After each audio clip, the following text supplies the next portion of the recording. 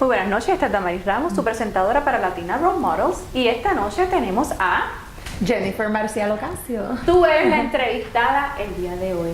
Gracias por tenerme acá, finalmente ya pudimos, gracias a Dios, cuadrarlo. Sí, tuvimos algunos contratiempos, pero sí, definitivamente el tiempo es hoy y hoy es tu historia.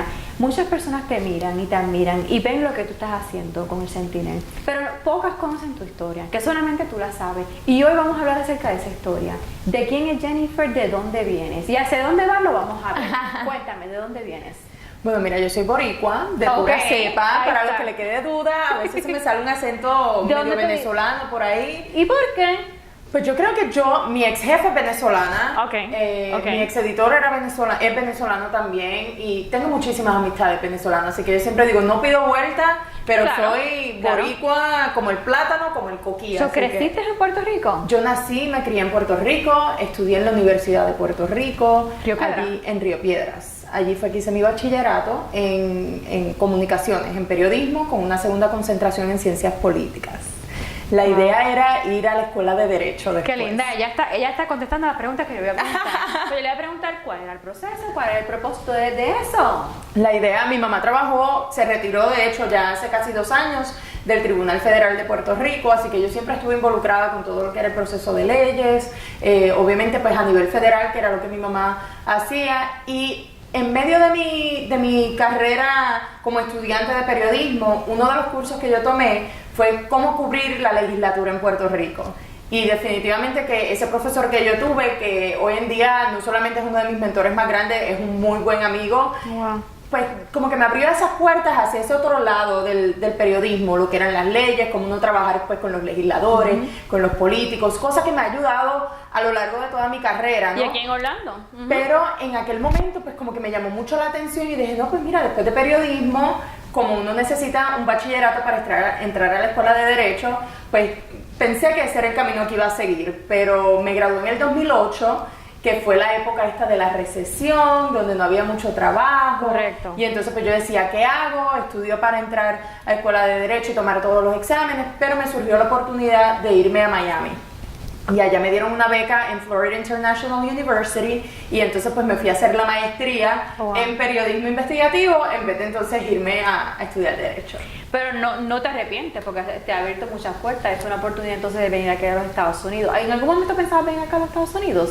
Pues cuando yo me gradué de high school, ¿no? Pues la meta, yo siempre quería venirme a estudiar acá, No. pero obviamente pues acá la educación es muchísimo más Sí, cara, la sí. UPI es más económica, Claro. yo me crié solamente con mi mamá y con mi hermana, así que ya como madre soltera y madre hispana, al fin, tú sabes que siempre quieren que uno esté Y cuando le dices que cerquita. vienes para Miami, ¿qué te dicen? Pues cuando yo me fui para Miami, obviamente fue una sorpresa así porque fue casi como de la noche a la mañana. Me llegó esa carta Oh, por email que me decía que me habían dado esa beca que no era una beca completa, pero era una beca parcial que ayudaba muchísimo.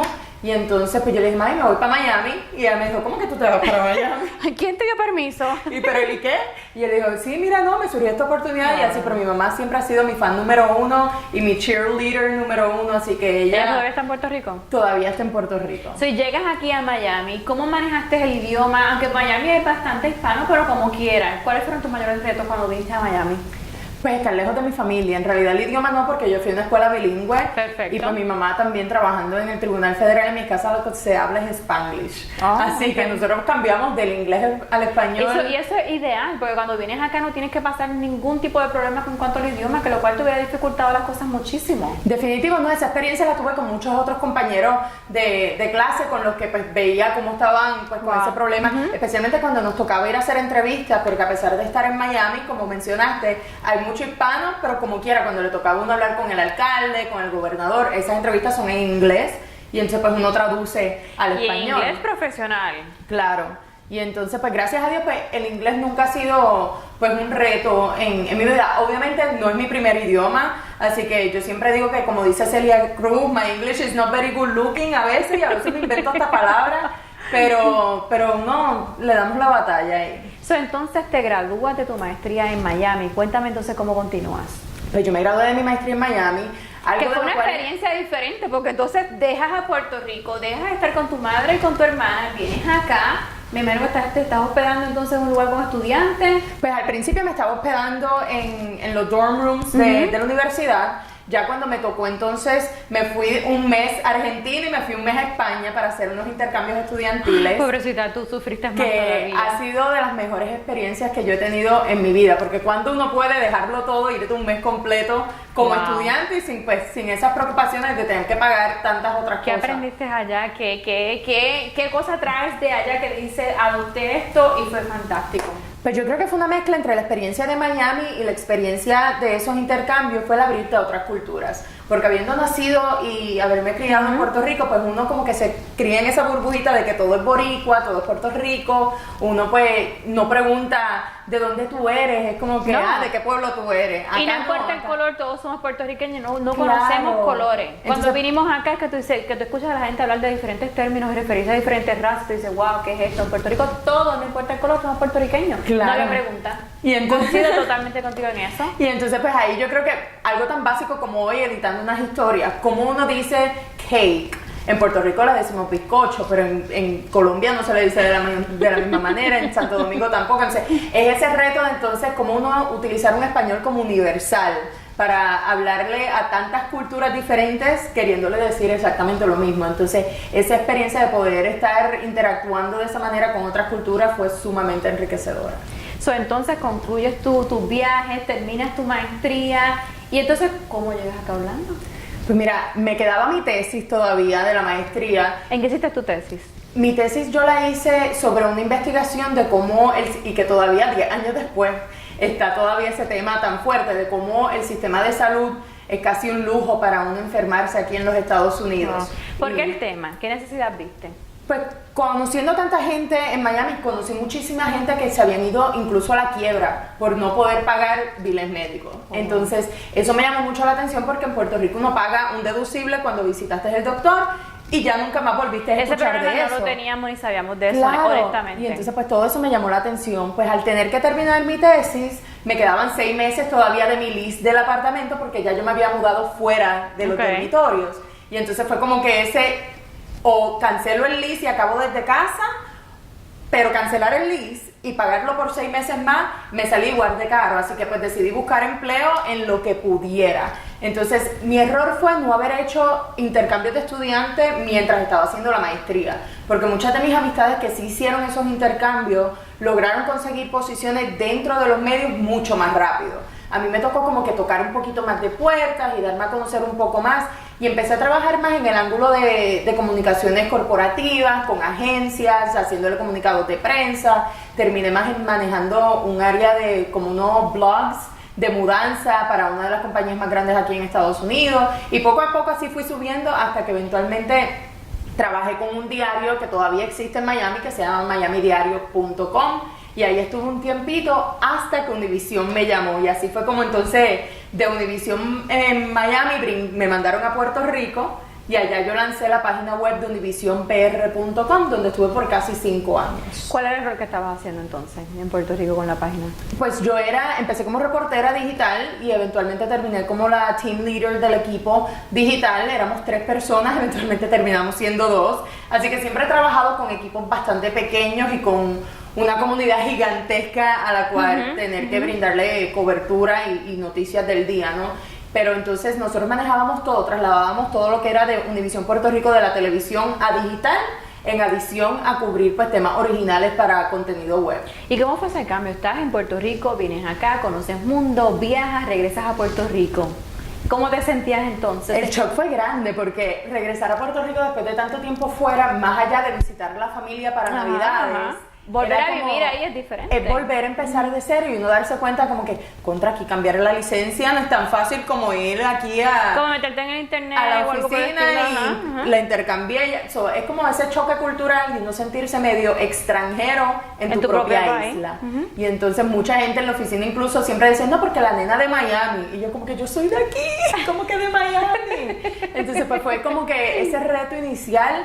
Pero poco a poco uno vuelve a hacer pues esas nuevas amistades y la gente empieza a conocerte y empieza a saber que mira, no, si ella es de acá, no es de Miami, entonces... Hubo un poco de eso, la profesional, me imagino, por la experiencia que tú estabas trayendo, entonces vienes a Puerto Rico otra vez a la isla. Pues en algunos aspectos a lo mejor, pero gracias a Dios con el equipo de trabajo que yo tenía en Puerto Rico, y si lo había en realidad nunca me di cuenta porque no estaba pendiente a eso. El equipo que nosotros teníamos éramos todos sumamente como que puertorriqueños. Eran puertorriqueños, sí, todos. Yo era puertorriqueña también, pero fui la que vine de Miami. Pero allí, gracias a Dios, todos trabajábamos mano a mano y todos nos ayudábamos muchísimo. Y con todas las altas y bajas que hubo en Univisión, siempre pues era como remando, dale para adelante, para salir adelante. Entonces, ¿el proyecto finaliza o concluyes tu rol con ellos? Pues mira, después de las elecciones del 2016, 8 días exactos después de las elecciones, pues a nosotros nos cesantearon a un grupo digital bastante grande de Univisión, y entre esos estaba el equipo de Univisión Puerto Rico.